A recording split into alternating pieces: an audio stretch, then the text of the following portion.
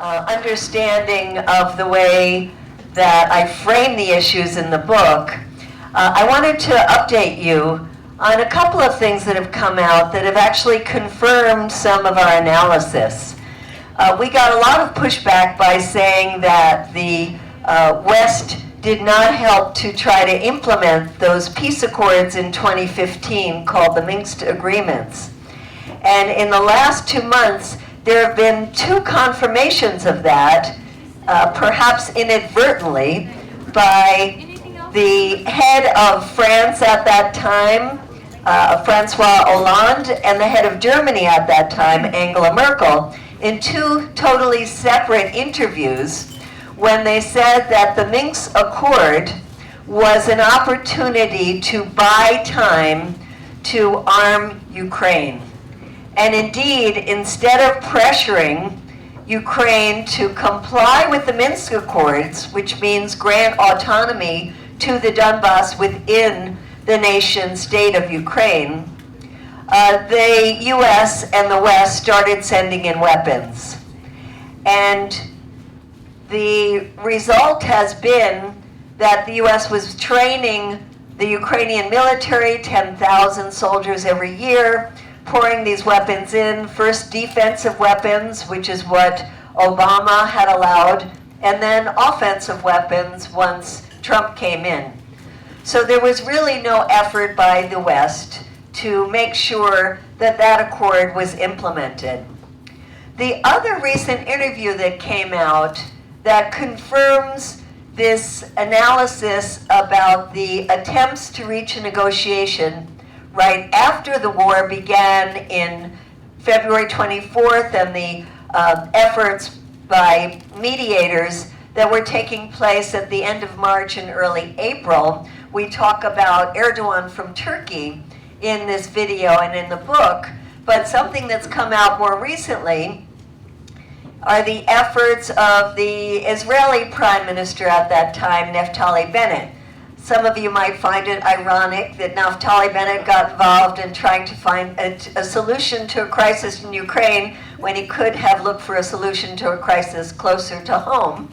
But in any case, he talked about in an interview how he was shuttling back and forth between Kyiv and Moscow, and that they were close to achieving a ceasefire, that both sides were anxious to achieve that ceasefire, and then he said that the West blocked the talks. So there we have another example. And then you can fast forward to just 2 weeks ago. You might have heard about the Chinese peace plan. Raise your hand if you heard at all about China. So most of you here have heard that China set down a set of principles that would be the starting point for negotiations, and then went to Moscow and talked to Putin about it. And Putin responded that he thought that it was a reasonable set of principles from which to start negotiations. And Zelensky also responded positively and said he looked forward to having a chance to meet with President Xi of China about this. But in the meantime, there is one country who immediately came out and said no to that potential peace plan, and that is us, the US. So there you have the immediate reaction from the White House, from Secretary of State Blinken, and remember, well, you might not know from the way the State Department acts in recent times, but it's supposed to be the diplomatic arm of our government. And instead, Blinken got on and said how ridiculous it was to think that the Chinese could help negotiate. Well, you might know that the Chinese just negotiated a pretty extraordinary deal with 2 arch enemies in the Middle East, and that is Saudi Arabia and Iran. And a lot of people around the world just kind of perked up and said, aha, China has been an economic powerhouse, but China has not in recent years at all played that kind of role as a mediator. But the fact that they were able to successfully mediate a very difficult and long-term confrontation between Saudi Arabia and Iran made people really think that perhaps this peace plan and the idea that China wants to get involved is a positive thing. So it's very unfortunate that our government is so dismissive of it. And I was in the Congress, I think it was about a week ago now, when Anthony Blinken, the Secretary of State, was testifying in the Senate. And we, in our Code Pink fashion, had planned to get up at different intervals to address different issues that we thought he was not addressing and that our Congress was not asking him about. And the title of this hearing was U.S. Diplomacy in 2023. So I got up and I said with my sign, Ukraine Peace Talks Now, that the American people don't want an endless war, an unwinnable war in Ukraine that could lead us to a World War III or a nuclear war. And if you don't like the peace plan, Secretary Blinken, where is your peace plan? And with that, I was dragged out and arrested. But I think that's a very worthy thing to get arrested for, because it is important that we ask our Secretary of State, where is your peace plan? And I would love to ask President Biden, where is your peace plan? And if Biden says that it's impossible to talk to Putin, I would ask him, well, why don't you try and then tell us what the results were? Because he has not picked up the phone in all of this time to try to talk to Putin. And Blinken, the only time that he has talked face-to-face with his counterpart, Lavrov, in Russia, in this entire time of this war, was just a couple of weeks ago on the sidelines of a G20 meeting. And anyone want to guess how long that meeting took place? 15 minutes. It was 10 minutes. 10 minutes. Which really makes a mockery of the whole idea of negotiations, which is hard work of days and weeks and months of negotiating. So 10 minutes is not an attempt at negotiating. And in the meantime, we also see that while our government is dismissing this idea of negotiations, there have been negotiations between Ukraine and Russia on very specific issues. For example, if you take the issue of the grain deal that you might have heard of, this grain deal is very essential to the global price of wheat, the global price of bread, the global food prices. And so there was a real push by members of the global community for Russia and Ukraine to come together and come up with a way that the grain from Ukraine could be brought out of the country by land and then by sea.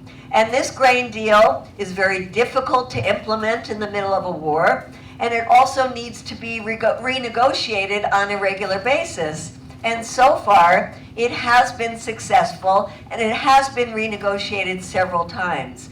Another example is when about 6 or 7 months ago, it seemed like that Zaporizhia nuclear plant was about to explode, and both sides realized how horrific that would be for the entire region.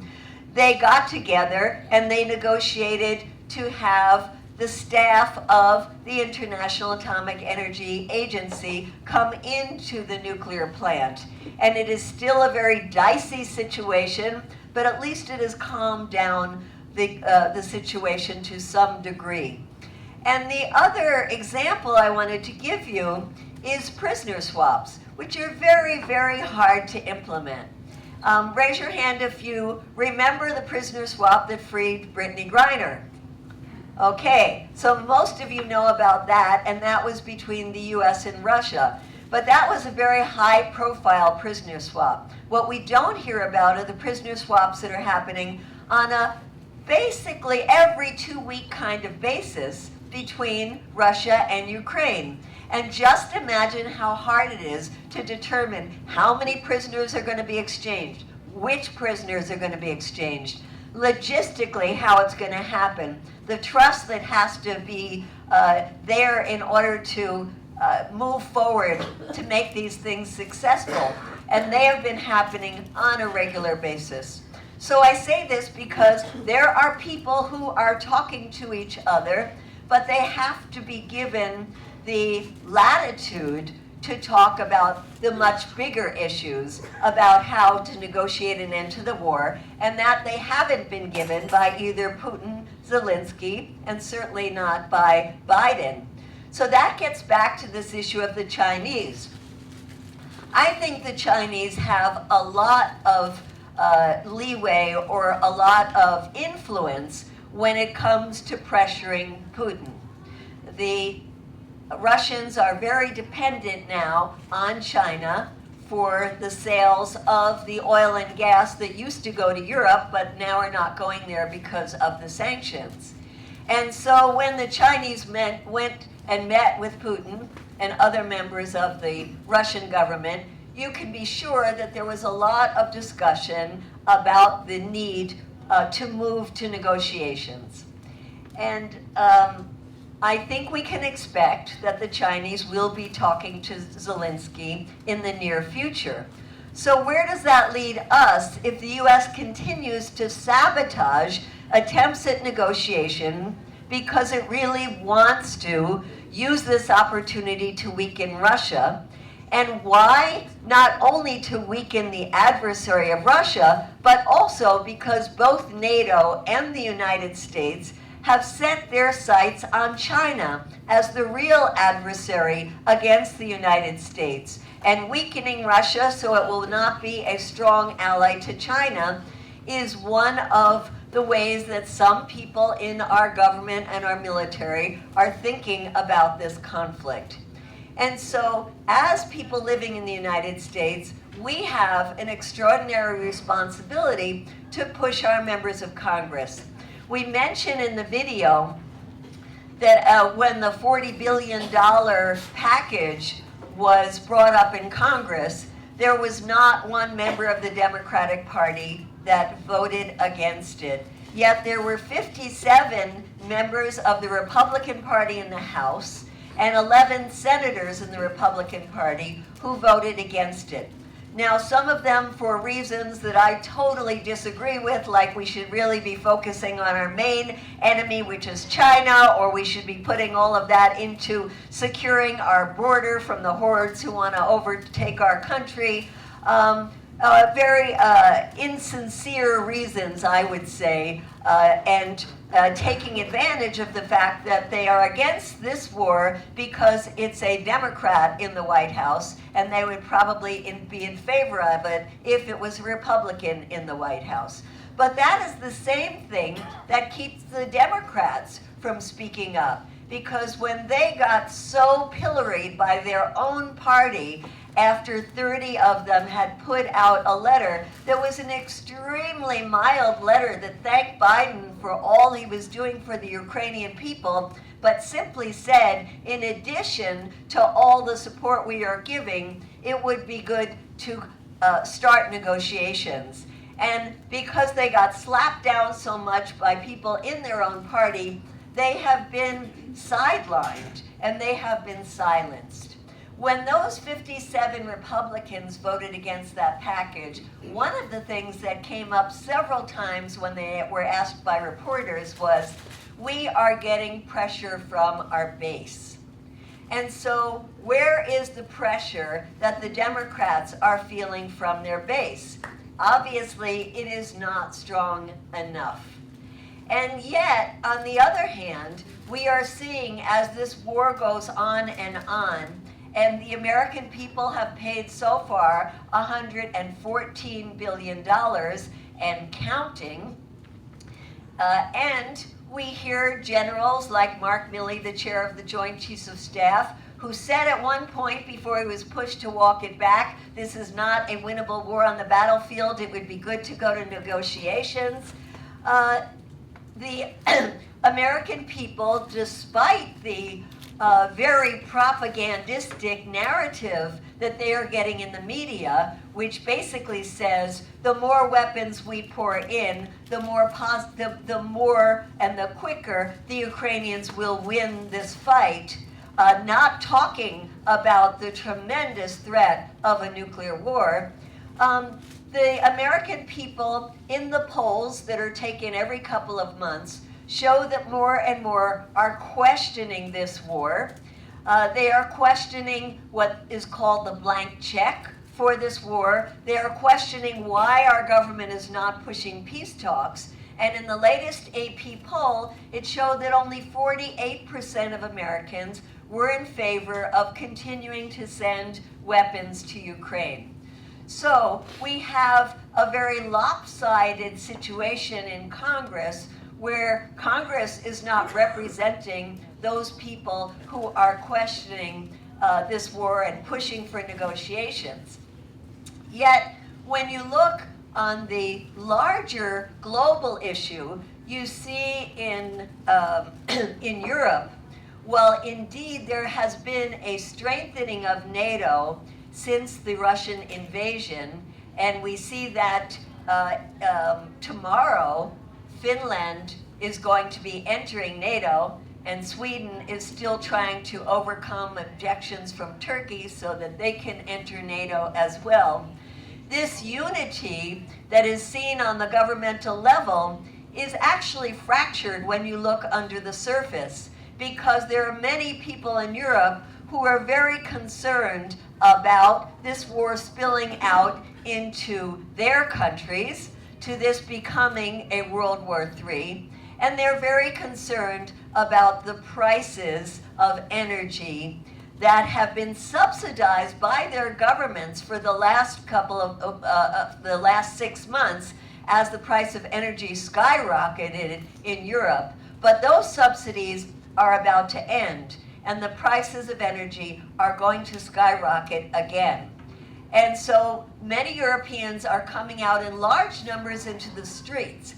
And while in our protests, we're not able to get thousands and thousands of people out, this is not the case. You know, in France, they're coming out for a whole different reason right now, which is to stop the government from changing the age of retirement from 62 to 64. It's amazing how the French come out in the streets to advocate for themselves in a way that we in the United States unfortunately don't do. But the French have also come out in the streets calling for an end to this war, just as the people in Italy. In Italy, it's quite interesting because they have a very strong peace movement, and it's close to the Catholic Church because the Pope has been so good on this issue.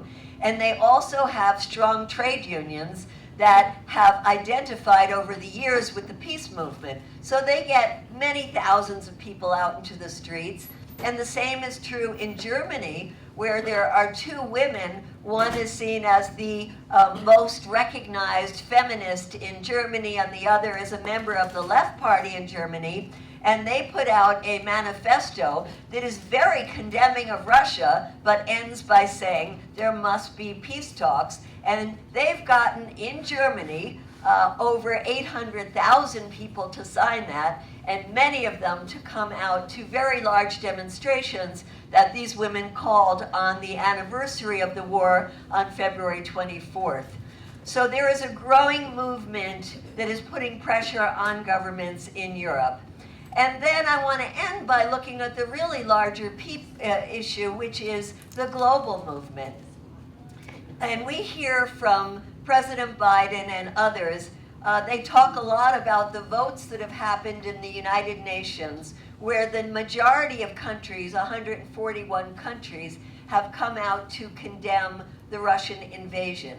But that actually doesn't mean that these countries want to continue seeing the arming of Ukraine. And in fact, many of those countries have not broken off relations with Russia, have not implemented sanctions against Russia, continue to have trade, and some of them increase trade with Russia. And basically, there were a number, I think it's 41 countries that either abstained, most of them abstaining, that were coming from the global south, coming from Africa, coming from Latin America. And what those leaders of those countries were saying is that this is a war that is not just affecting Russia and Ukraine, it's not just affecting Europe, it is affecting the entire world.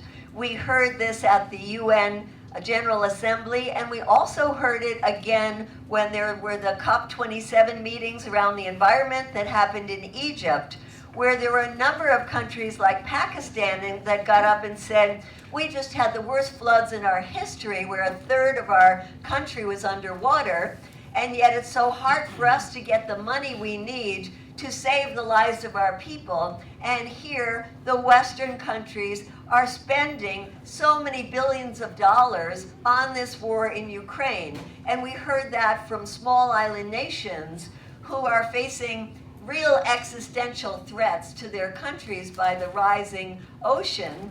And they said, our people are facing extinction. You in the wealthier countries promised since 2010 that you were going to have a global climate fund that every year would receive $100 billion to help us mitigate the consequences of this climate caused by the wealthier nations. And never have you fulfilled that promise. So, like many of us ask, they are asking, why is there always money for war and not money for the things that will make our lives better or will guarantee the existence, the future of our planet? And there is a global leader who I think exemplifies the sentiment of the global South. And I want to end with what he has said, and that is the president of Brazil, known by the name of Lula. And Lula was having a meeting with President Biden about a month ago, and when President Biden was pressuring Lula to send weapons to Ukraine. And he said, we're not going to send weapons to Ukraine. What we really need is interlocutors who will talk to the Russians about the horrific mistake that they made by invading Ukraine, and talk to the Ukrainians about the real tremendous need to sit down and start negotiating. And he said, we do not want to join this war, we want to end this war. And I think that's a sentiment shared by a lot of us here and a lot of people around the world. We don't want to join the war, we want to end this war. Thank you.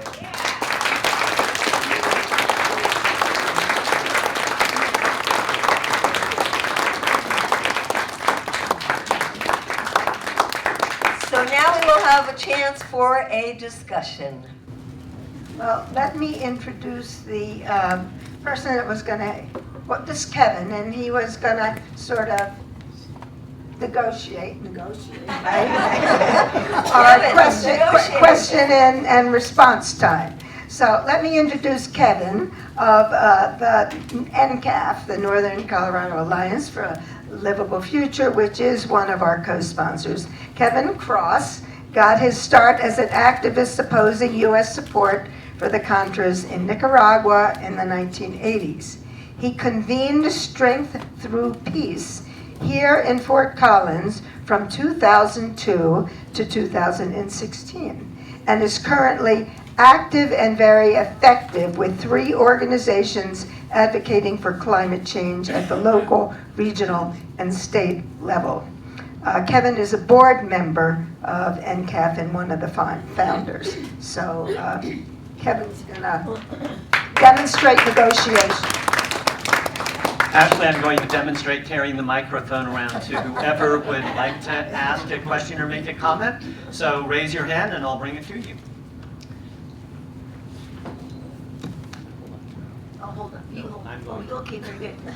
Medea, are we not to assume that Russia has a plan to really take back all the what used to belong to them, and Russia and Ukraine's only the start? and I don't see peace any time if they keep on knocking them off. They're trying also that little Medea, whatever, they're trying to get that other little place changed. They've already, Russian has troops there. When would it stop and how? One more thing, what would you like Ukraine to negotiate if it would be they need to have an entry to the Black Sea? They really need Crimea. Or else they have to beg Russia every time they want to get a ship across. So is it as simple as you're trying to say that Ukraine can really negotiate enough to make Russia happy, and then will they still have a country?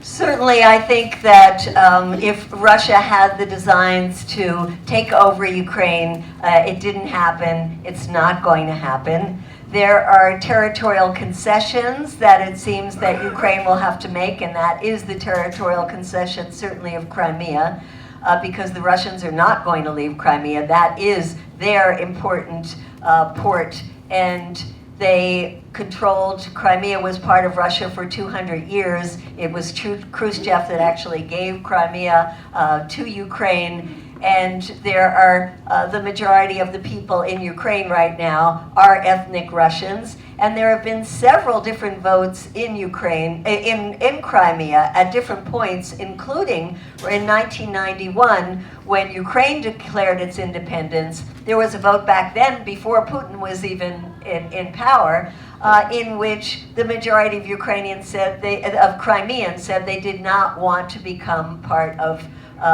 Ukraine. So there will have to be territorial concessions, and I think Zelensky knows that because he was ready to make concessions early on in March. Now, the sides have hardened, and Russia now says it controls 4 different provinces, and it is not even able to physically control those. So obviously, they will not be able to win those in any kind of negotiations. Again, there will have to be compromises. But, you know, unless one side is going to be victorious on the battlefield, which I really don't think is going to be happen, then it means there's going to have to be compromise.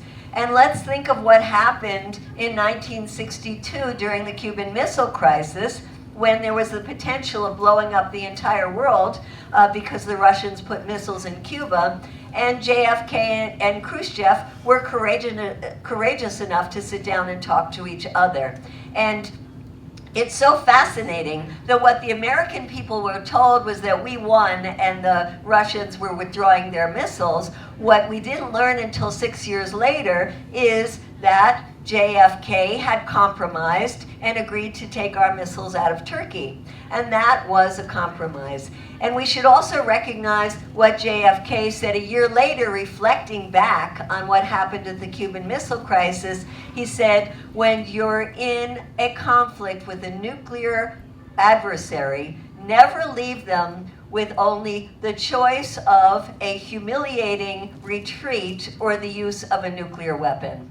And I think that's where the U.S. is pushing Putin right now, despite the fact that Biden himself had said, not in any kind of policy place, but at a fundraiser at one of the Murdoch's house, that there was a possibility of nuclear Armageddon and that Putin needed an off-ramp. And so if he's acknowledging, and he has acknowledged elsewhere that Putin needs an off-ramp, that means there have to be compromises, give and takes. And I think that also means compromises and give and takes with the United States. The fact that we have built these bases right along Russia's border is very provocative, like the new base in Poland.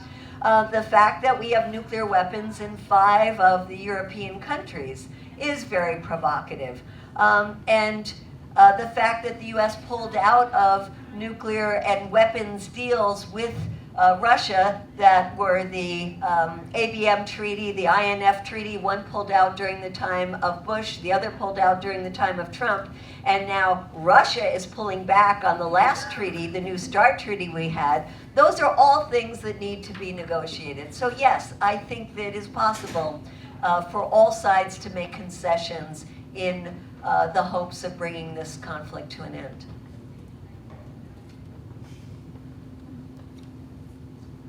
Thank you for coming. I think we need this deep, rich background. I keep looking to the Russian people and maybe the mothers who pushed the USSR to get out of Afghanistan. Do you see any hope that there will be this popular uprising in Russia? Now I see it happening among the Russian population, some of the best and brightest young people who have left the country because they don't want to be conscripted to fight in this war. I see it in the underground movements that exist within Russia to get information that they're not getting from the censored press. And I see it as the sanctions are going to start hitting Russia. The sanctions have not had the effect that the West thought they would have early on. The U.S. Had really prepared for this war and had prepared a series of sanctions along with the Europeans and implemented them immediately, thinking that the ruble would tank. And it didn't, because when the Europeans said they would vastly reduce the oil and gas they were getting from Russia, the price of energy skyrocketed.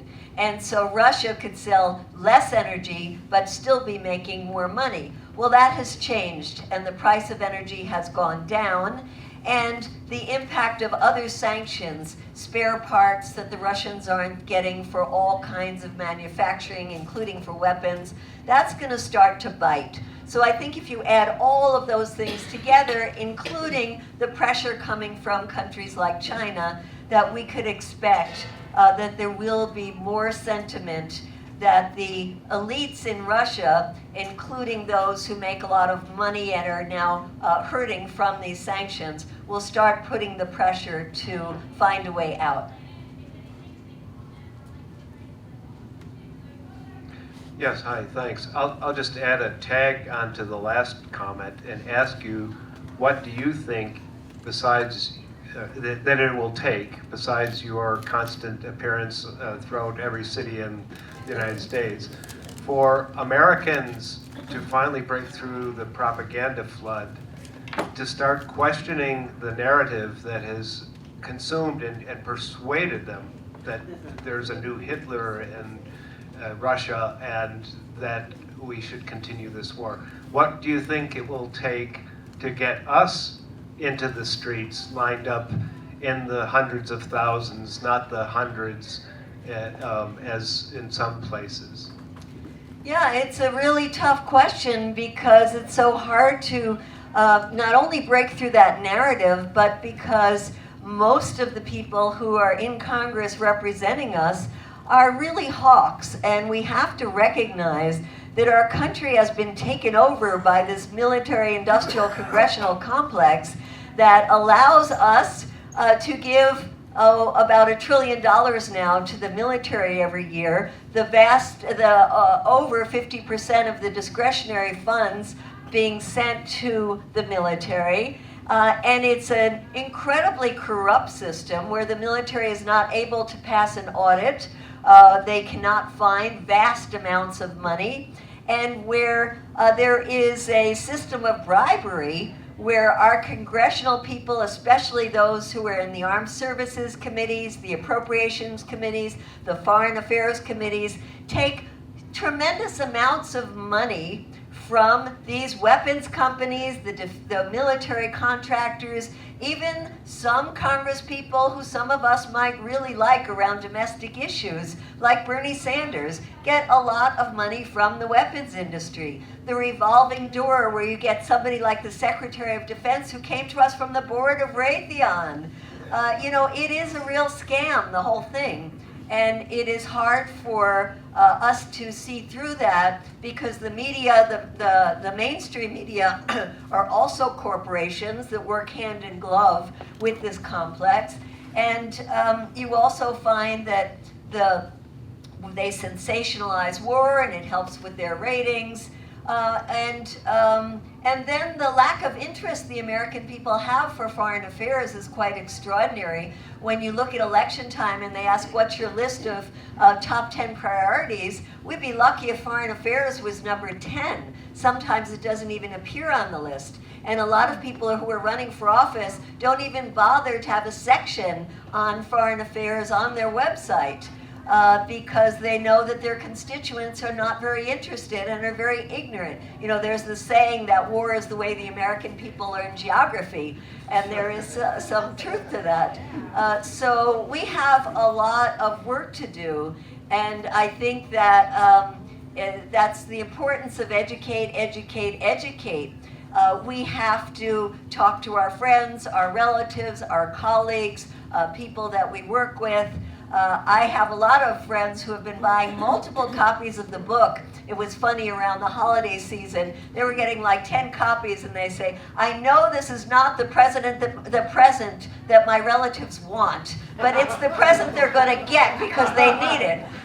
So we have a lot of educating to do. If people found this video useful, it's for free on the Code Pink website.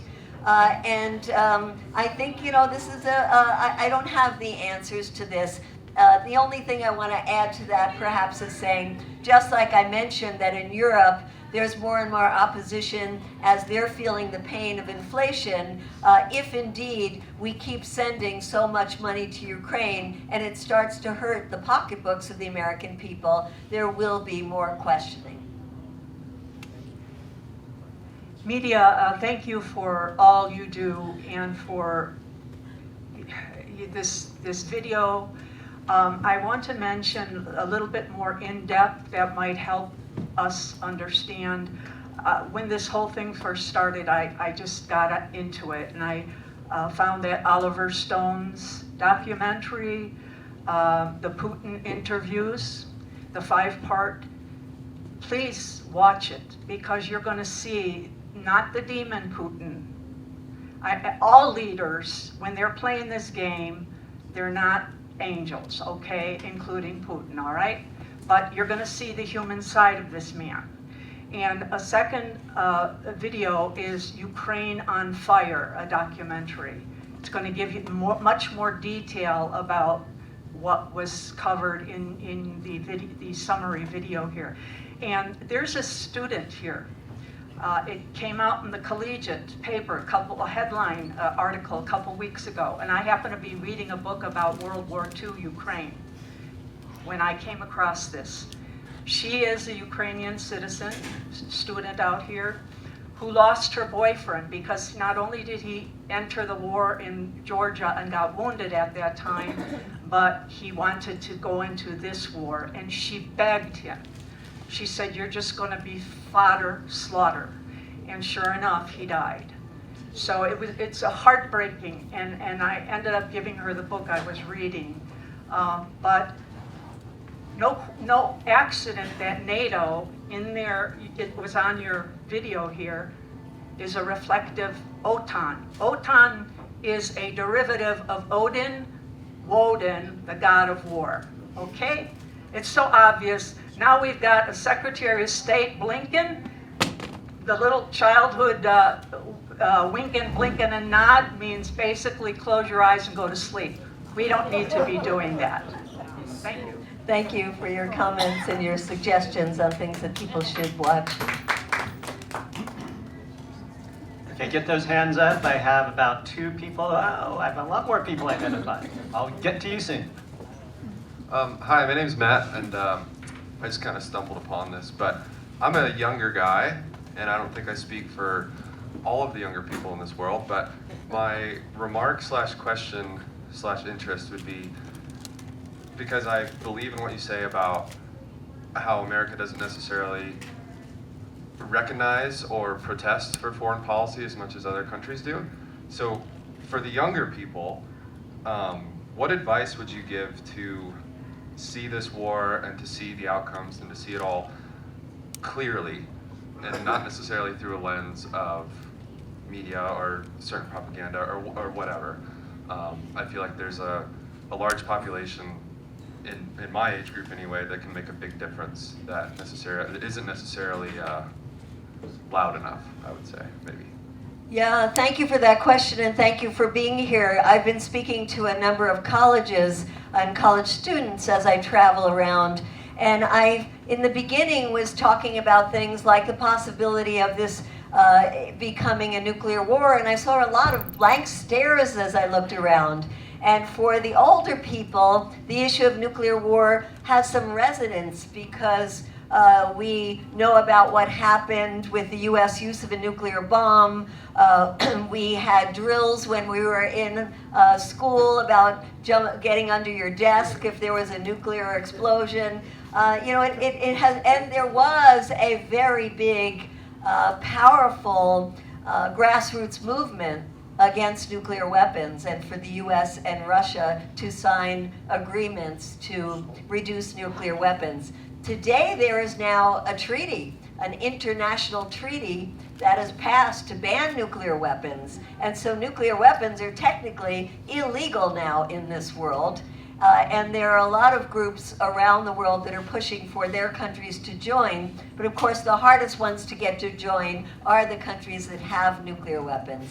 But my point is to say that when you're addressing young people, I find that a difficult focus to have.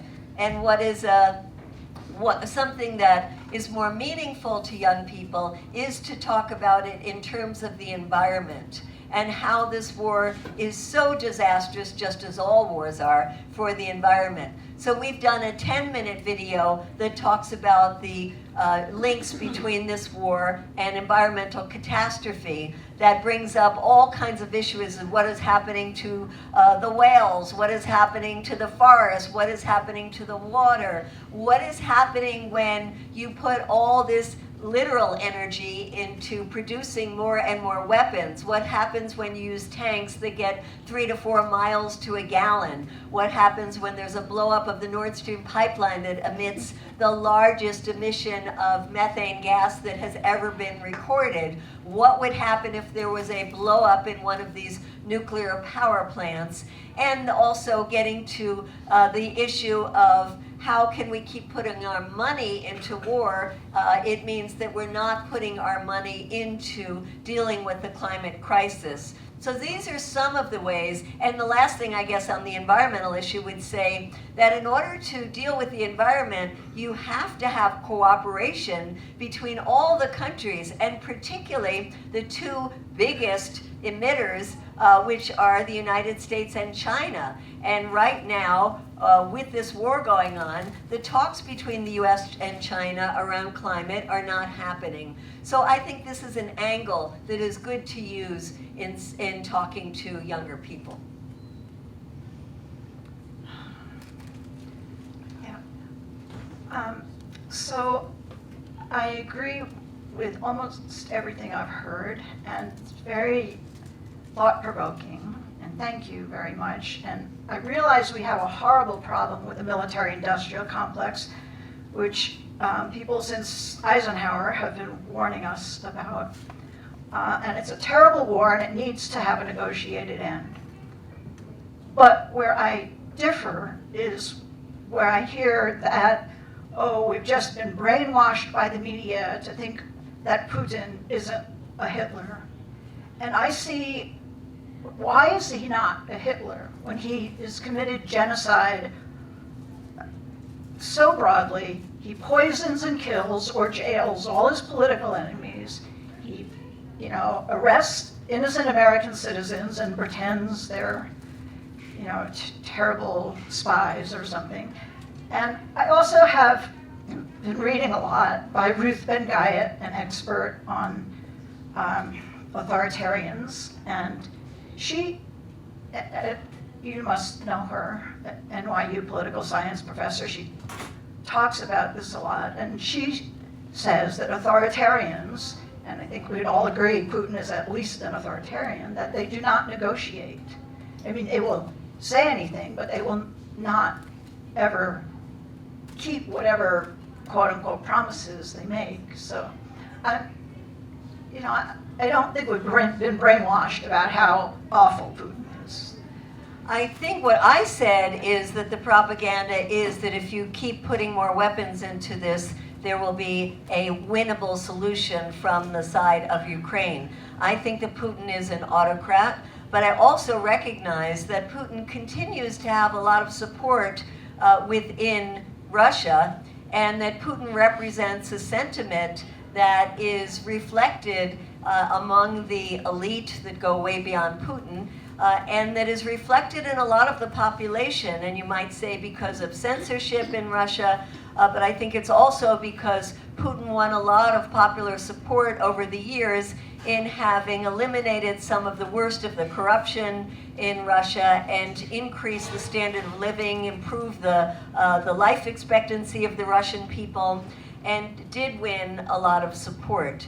That is not to say that he is a Democrat. But then on the opposite side, to say you can't negotiate with Putin makes me curious because, one, you negotiate with your adversaries, not your friend. Two, I just gave an example about two extremely repressive countries that just came to a peace agreement, and that is Saudi Arabia and Iran.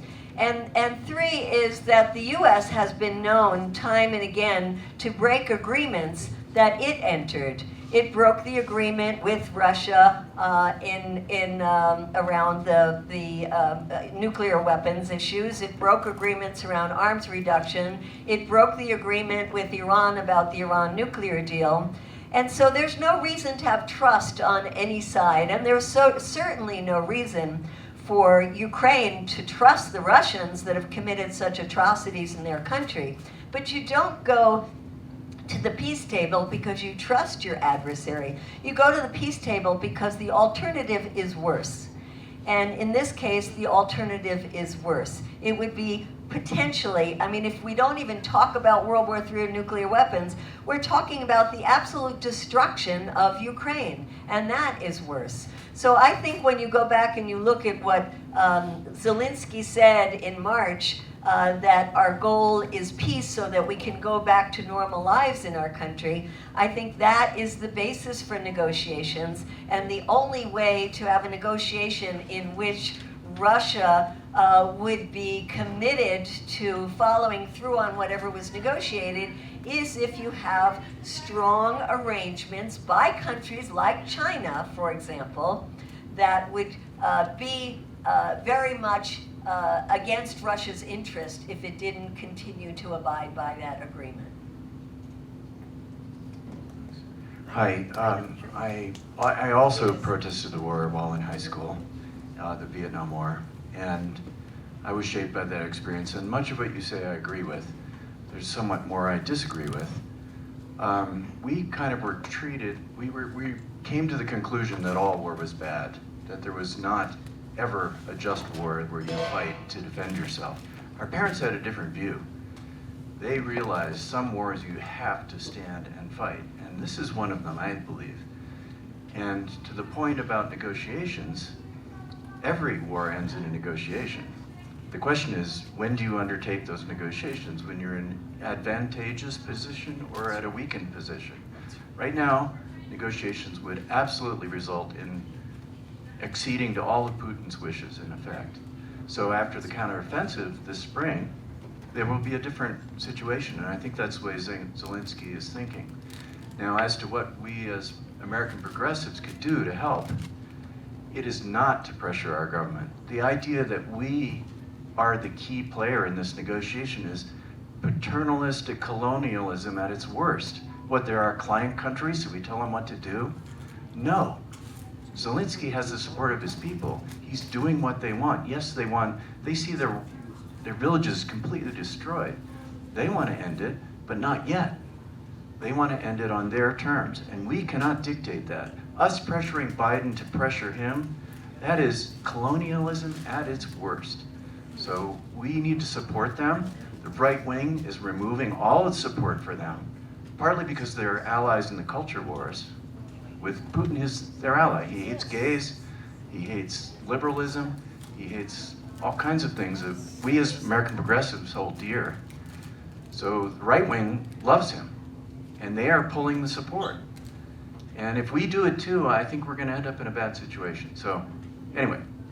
So a couple of responses to that. One, if you do what I do, which is to go to Congress all the time and hear the Republicans when they're talking about Ukraine, what they are saying is that Biden is not doing enough. He's not sending in enough weapons. He's not doing it quickly enough. That it's Biden's fault that the Ukrainians are not winning right now. So it certainly is not saying stop the war because we like Putin. The other thing is... Establishment Republicans, not the right-wing Republicans, who are the larger group of the 58. Well, I'll tell you about one of those, because I told you and I said that some of them are ones that I think are doing it just for political reasons, including Donald Trump. But there are others who really are doing it for genuine reasons. And there was this one Republican who was questioning very deeply this war during the hearings, and I went up and talked to him. He comes from one of the reddest districts in the state of Tennessee. And I said, you know, why are you concerned about this? And he said, because I hate war, and I want to see war end. And I also know how many people in his committee, he says, you know, have stocks in the weapons companies. There's another man, his name was Walter Jones, and you might have heard of him during the time of the Iraq War, when he was a great, great proponent of the Iraq War. Such a great proponent that in the cafeteria of Congress, he refused to allow the selling of French fries because France did not go in with the United States on the war in Iraq, and rebranded them Freedom Fries. And we thought this guy was such a joke. We made fun of him. We thought he was ridiculous. And then he was attending, he has a large base in his district in North Carolina, and he was attending the funerals of all of the soldiers who died in Iraq. And it turned him around totally, and he became our strongest peace advocate. And we worked with him a lot to end the war in Iraq, and he became somebody like this other guy I mentioned, who is Congressman Burchett, if you want to look him up, who said, now I hate war, and I will do what I can to stop, not just the Iraq war, to stop wars. And so I think, you know, when we're just coming at this from different spaces. Mine is, how do you stop the killing? And I think that is our job. You know, I've said many times and given many examples of how the U.S. sabotaged peace talks. And Zelensky was very clear at several occasions that they would have to make compromises and that that was necessary in the name of peace. So really, if the U.S. stopped sabotaging talks, I think we might see them happening. And I wonder, in terms of media propaganda, I'd just like to see a show of hands. I'm going to ask you two questions. Do you think the Ukrainians are winning this war, or do you think the Russians are winning this war, or do you think nobody is winning this war? So, how many think that the Ukrainians are winning this war? So look around. This depends a lot on the kind of media you listen to. Who believes that the Russians are winning this war and have a better chance of winning this war? And who believes that nobody is winning this war? So, yeah, right beyond this. So the vast majority of hands came up saying nobody is winning this war. You know, if this war keeps going, I wonder how long the Chinese will be willing to stay out of it. You know, right now they're proposing a peace proposal, but if the U.S. says no to this peace proposal, and you know, if the U.S. doesn't want Zelensky to negotiate, he's not going to negotiate, because while you call this the height of colonialism, it's also the height of colonialism that U.S. is paying the bills for this. The U.S. is not only paying for the weapons, the U.S. is paying for the running of the Ukrainian government. And at one press conference that Biden had, I think it slipped out of his mouth when he said how much the U.S. is supporting the Ukrainian government. He said, we're even paying for the pensions of the Ukrainian people. And then there were a lot of people, including several Congress people, that asked in some hearings, how much are we paying for the pensions of the Ukrainians, because people in my district are not getting pensions. And so if the U.S. were not throwing our money, so much of our money, into this war, I think we would have seen peace negotiations quite a long time ago. And I also think there are a lot of people in Ukraine, and I have many friends in Ukraine, who are now saying that, of course, they want to beat back the Russians, they want the Russians to leave, but what's most important for them now is peace. So okay, keep those hands up. I'm watching. I have one person in my queue, and I'm going to try to remember everybody else. Okay. Yeah, my name is Gerhard. I've been in the US for 37 years, but I'm from Austria, and I go back frequently. And talking about Putin. So you always talk about America does that. The Europeans are afraid of Putin, and Putin did the same thing in Europe as he does here with the MAGA people. He supported, in Austria, he supported the right-wing parties. Yes, and they found out in 2018. Because you know why the right-wing party got so big in Austria? Because there were so many, in 2015, so many refugees coming to Austria. And guess who helped with that? Putin did, because that's how he wants to do it. He supports in Europe all the right-wing parties with money, because he is a multi-billionaire and all his friends, and they want to destabilize democracies. You cannot negotiate with somebody who wants to destabilize democracies. No. And you know where it will go? I know about history, and I understand, and I don't know if it will offend some people now, because Americans don't know very much about world history. That's right. Even though they're involved in everything, they don't know very much about world history and what's going on when a dictator, and in the 30s, in 20s and 30s in Europe, it was the same thing. Hitler and all the autocrats with Franco and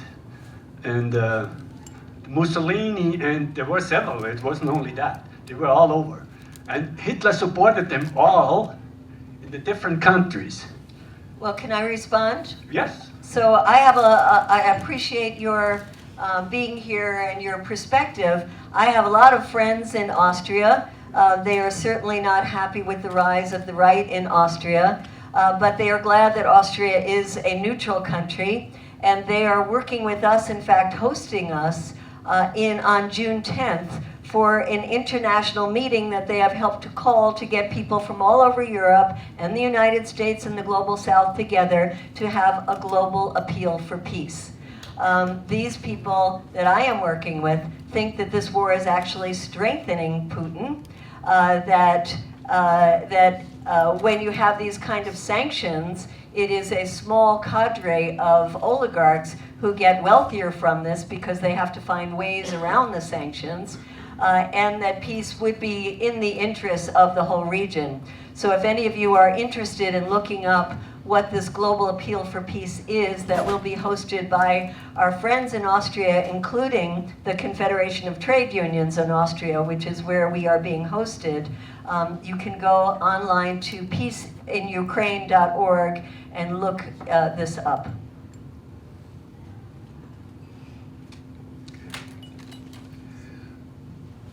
One glimmer of hope that I see in our community is the group called Advocacy for Peace and Justice. We used the booklet published by Beyond War, which has some excellent ideas for consideration and action. And I believe that it can bring young and old people together, as it points out the need to change the priorities from war to peace and life. I would highly recommend the publication Beyond War, called something like Alternatives to War, and I believe it can bring even families like my own together. Thank you. Thank you very much.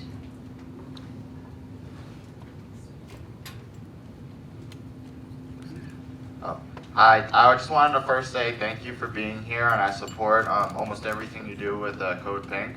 My big concern is the right-wing anti-war movement. I think that a lot of their intentions are extremely concerning with what they're advocating for.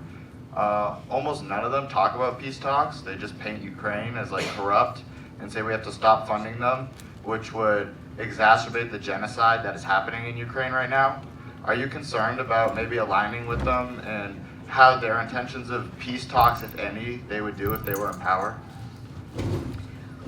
Well, I did go to the February 19th protest. Are you referring to that? Grants and the Movement for a People's Party.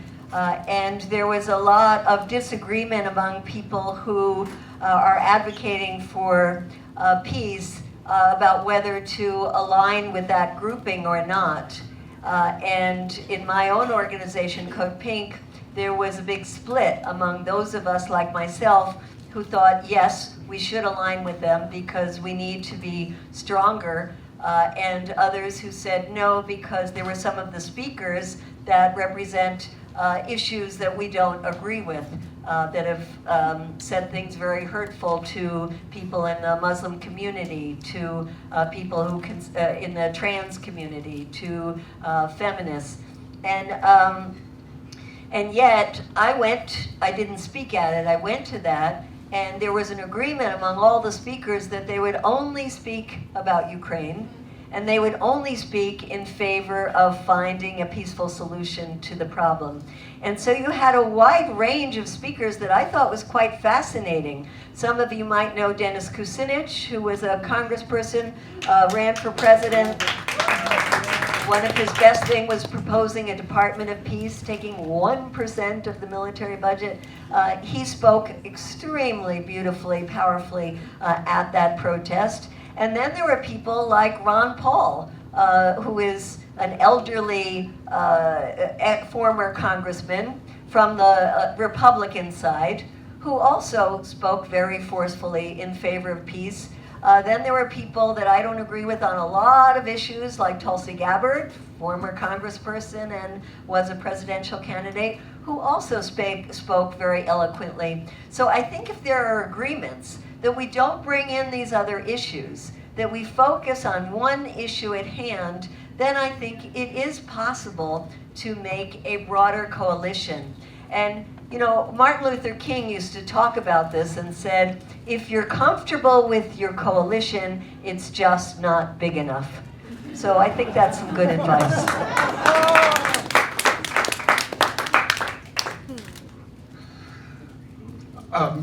Two things. One, I think a lot of our discussion has focused on the individual qualities of the leaders, like Putin. He's like a Hitler or whatever. I think we need to see leaders of all the systems in their social, historical, cultural context. They work within systems. They're constrained. So Putin has a history of Russian autocracy. We've got a history of capitalism. And that brings up that we want full spectrum dominance, not just military or diplomatic, but economic. But you know, it's kind of funny if we believe in competition, but then we destroy the Nord Stream pipeline, which was more against Germany and the EU than against Russia. Germany is our colony, in effect, on this. We sanction people, we freeze their funds so that they don't trust the dollar system. We want to be an enemy of China, but we get most of our products from China. This doesn't make sense for a capitalist. Absolutely. I think you brought up a lot of issues, and that we're seeing some really major tectonic shifts in geopolitics in the last couple of years, sped up now by the war in Ukraine, where there are many countries around the world that don't want to be dependent on the dollar because they see how the U.S. has abused its economic power. You know, it's one thing when you sanction a country like China and it blows back against us, or you sanction a very strong, another big country like Russia and it blows back against Europe. But when you sanction these small countries like Cuba, Venezuela, Nicaragua, or a larger country, but still one that has been really harmed by sanctions like Iran, you are hurting the ordinary people. And it's a form of collective punishment. It's put forward to the American people as an alternative to war, but it's really a kind of warfare that has killed more people than the weapons are killing these days. If you look back at Iraq, more people, well, there were hundreds of thousands of people that were killed by the US sanctions against Iraq. So I think there is more and more of a pushback against the US having that full dominance when it comes to financial transactions using the SWIFT system that is dominated by the US. And now we see, with tremendous speed, country after country deciding that they're going to do trade in large commodities like energy through their own national currency and bypassing the dollar. We're going to see that happen more and more as it becomes a more multipolar world. And I think that could actually, in the medium and long run, be good for the American people as well. I'm wondering if she is so smart. It's been very interesting. How many more people have a question? Put your hands up again. One. I'm just gonna do. Sue Ellen would like to draw this to a close. So if you've already spoken, you can talk to Medea afterwards. She's going to be signing her book, and she hopes lots of people buy it, but she'll probably talk to you even if you don't buy one. So I have Julie. Anyone else who hasn't said anything yet? Maybe just Julie. Okay, we'll end with you.